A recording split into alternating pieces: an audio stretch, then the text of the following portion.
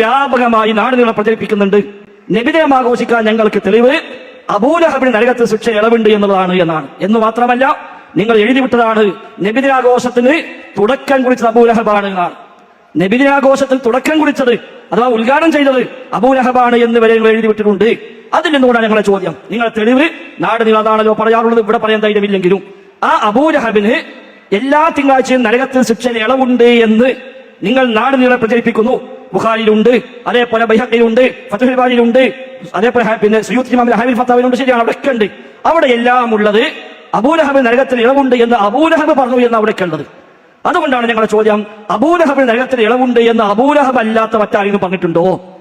അബൂലഹബിന് നരകത്തിൽ ഇളവുണ്ട് എന്ന് അബൂലഹബ് അല്ലാത്ത മറ്റാരെങ്കിലും പറഞ്ഞിട്ടുണ്ടോ? കാരണം അബൂലഹബ് സഹാബിയല്ല, താബിയല്ല, താബിയല്ല, ശുദ്ധ കാഫിറാണ്. അതൊന്നും അബൂലഹബ് പറഞ്ഞാൽ ഞങ്ങൾക്ക് തെളിവല്ല. അത് നബിതങ്ങൾ പറഞ്ഞോ, വിശുദ്ധ ഖുർആനിൽ വന്നോ, ഹദീസിൽ വന്നോ എങ്കിൽ ഞങ്ങൾ അംഗീകരിക്കുമ്പോൾ കുഴപ്പമില്ല. അബൂലഹബിന്റെ ആ വിഷയം അബൂലഹബ് അല്ലാത്ത ആരെങ്കിലും പറഞ്ഞിട്ടുണ്ടോ എന്നതാണ് ചോദ്യം. ഇമാം ബുഖാരി റഹ്മത്തുള്ളാഹി അലൈഹി പറഞ്ഞിട്ടുണ്ട്. ഇബ്നു ഹജർ അസ്ഖലാനി റഹ്മത്തുള്ളാഹി അലൈഹി പറഞ്ഞിട്ടുണ്ട്. പൊന്നാര ഫൈസി, ഞാൻ പറഞ്ഞ ബുഖാരിയിലുണ്ട്. ബുഖാരി എന്താണുള്ളത്? അബൂലഹബ് പറഞ്ഞു എന്നുള്ളത്. നമ്മൾ ചോദിച്ചത് എന്താ? അബൂലഹബ് അല്ലാത്ത ആര് പറഞ്ഞു എന്നുള്ളത്. അതാണ് കിട്ടണത്. അബൂലഹബ് പറഞ്ഞു ബുഖാരിയിലുണ്ട്. വിശുദ്ധ ഖുർആനിലെ ഫിറഔൻ പറഞ്ഞു അന റബ്ബുക്കുമുൽ അഅ്ലാ. അത് ഖുർആനിലുള്ളതാണ്. ഇവിടെ ഫിറഔനെ റബ്ബ് നിങ്ങൾ പറയോ?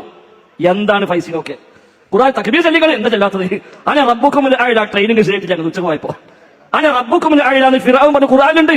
അതൊന്നും സിഎമ്മയുടെ മുതബ്ബിർ ആലമിൽ ഇത് തെളിവാൻ പറ്റുമോ? അതുകൊണ്ട് അതൊന്നും പോലെ. ബുഖാരി എന്തുണ്ട്? അബൂലഹബ് പറഞ്ഞു. എവിടെ പറഞ്ഞു?